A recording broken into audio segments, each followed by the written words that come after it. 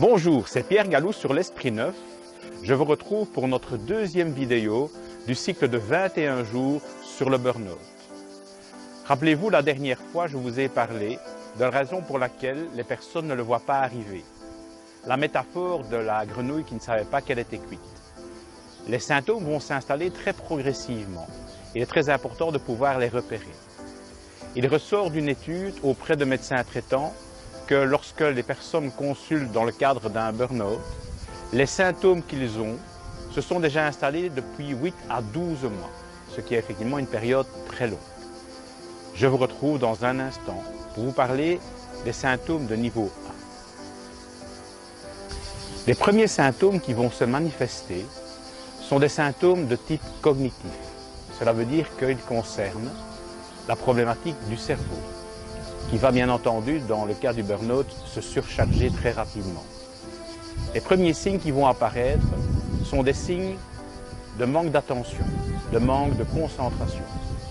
Alors que vous pouviez vous concentrer sur un dossier pendant plusieurs minutes d'affilée, il apparaît maintenant que c'est très difficile pour vous et que vous êtes très souvent interrompu, voire auto-interrompu. Vont venir se greffer là-dessus d'autres problématiques comme notamment les troubles de la mémoire, souvent la mémoire à court terme, comme le fait parfois de ne plus savoir exactement ce que vous avez mangé au déjeuner à midi, ou de vous dire tiens, ce dossier, je l'ai eu en main, est-ce que je l'ai traité, est-ce que je ne l'ai pas traité, et de devoir retourner voir ce qu'il en est. Viennent se greffer là-dessus aussi des lapsus qui peuvent apparaître, et parfois aussi d'autres aspects qui concernent le manque de mots. Alors ça arrive bien entendu à tout le monde de ne pas savoir un mot qui vous revient, mais quand ça commence à se reproduire à plusieurs reprises sur la journée, eh bien, c'est une preuve de la surcharge de vos processus internes au niveau du cerveau. Une deuxième chose qui va s'installer, c'est un présentéisme, voire une auto-accélération. Le fait de perdre du temps suite à la concentration va vous amener à certains moments à devoir accélérer pour pouvoir livrer les tâches que vous êtes censé livrer. D'autres vont trouver une solution par le présentéisme. Journée type, je dirais, de la personne qui progresse dans le burn-out. Il y a quelque temps, vous aviez la possibilité, vous preniez 1 heure entre l'heure du midi. Et puis vous avez réduit cette heure à une demi-heure. Et puis maintenant, vous en êtes sûrement à manger votre sandwich en traitant les 100 ou 150 mails qui vous sont arrivés. Et comme ça ne suffisait pas encore, vous avez commencé à rentrer un peu plus tard le soir, 18 heures, 19 heures, jusqu'au moment où monsieur et madame vous a demandé si ce ne serait pas mieux de garder un lit dans l'entreprise et vous a signalé que ça faisait peut-être déjà quelques soirs que vous n'avez pas vu vos enfants. Et puis comme vous avez compris que la limite était un peu plutôt aux alentours des 18 heures que des 20 heures, vous avez un jour l'idée géniale, l'idée qui résout tout, arriver plus tôt le matin au bureau. Pas de grosse circulation, pas de chef pour vous embêter, pas de clients pour vous déranger, et donc on va pouvoir bien avancer. Je vous signale que dans ce cas-là, vous êtes déjà occupé entre 6h30 du matin et 18h30 le soir, soit 12 heures de prestation. Sur le long terme, votre corps ne va jamais résister à cela. Va s'installer une fatigabilité importante et pourtant, vous êtes encore toujours dans le déni du surmenage ou le déni de la charge de travail. Les symptômes de niveau 2 vont, vous allez le remarquer, être beaucoup plus impliquants. La première chose qui va s'installer le plus souvent, c'est une fatigue qui va résister au repos. Malgré que vous preniez du repos, il est difficile pour vous de retourner au travail le lendemain matin, ou parfois le lundi matin, ou d'être complètement sur les genoux en fin de semaine.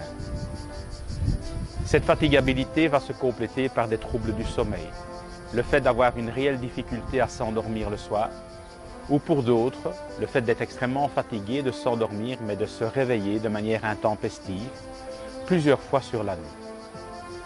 Va venir se compléter une irritabilité. Je dis souvent en boutade qu'il y a des gens irritables du soir au matin et tout le temps. Je suis plus préoccupé par des personnes qui étaient particulièrement calmes, posées, serviables et qui commencent à faire des crises d'irritabilité.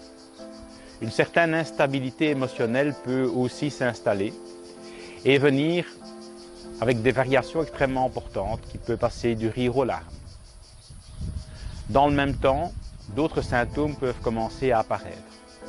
notamment des maux de tête importants pour ceux qui avaient déjà des migraines ophtalmiques ou des maux de tête assez réguliers qui vont s'aggraver, et une installation progressive de douleurs dans le corps, tension musculaire à différents endroits. À remarquer aussi la volonté de vouloir s'isoler. En effet, le fait d'être très fatigué va amener les personnes à fuir progressivement le contact.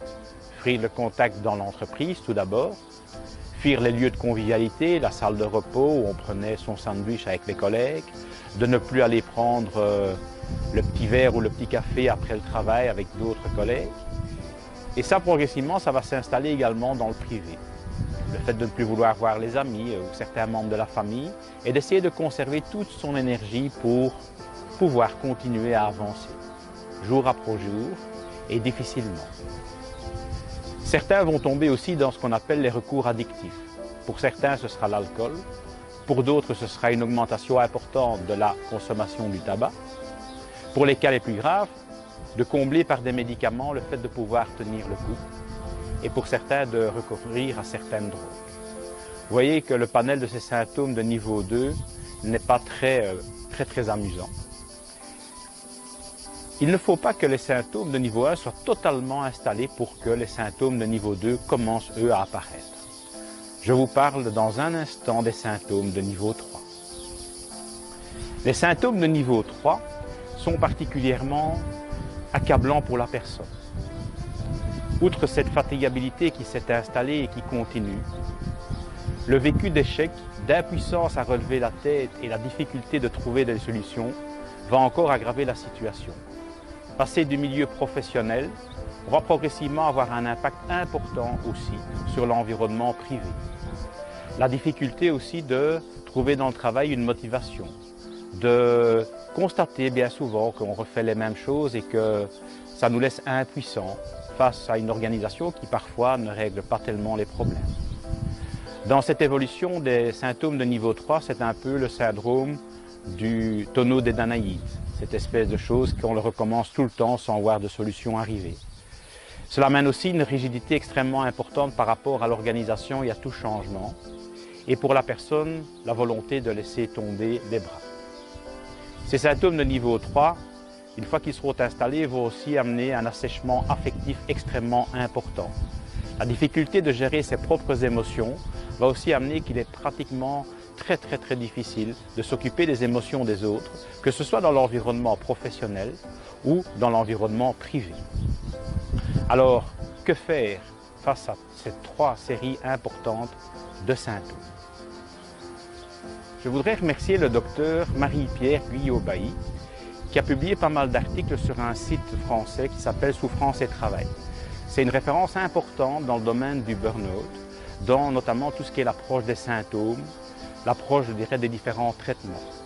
Je vous conseille d'y jeter un œil attentif car cela pourra aussi vous aider à progresser si vous êtes dans la difficulté actuelle du burn-out. Notre conseil 1. Suivez en permanence l'évolution des symptômes de niveau 1. Ils sont les précurseurs. 2. Agissez immédiatement. 3. Parlez-en autour de vous. Nous reviendrons prochainement sur les bons interlocuteurs qui peuvent vous aider. 4. Prenez soin de vous et nous vous expliquerons prochainement dans nos vidéos quels sont les meilleurs moyens pour prévenir le burn-out.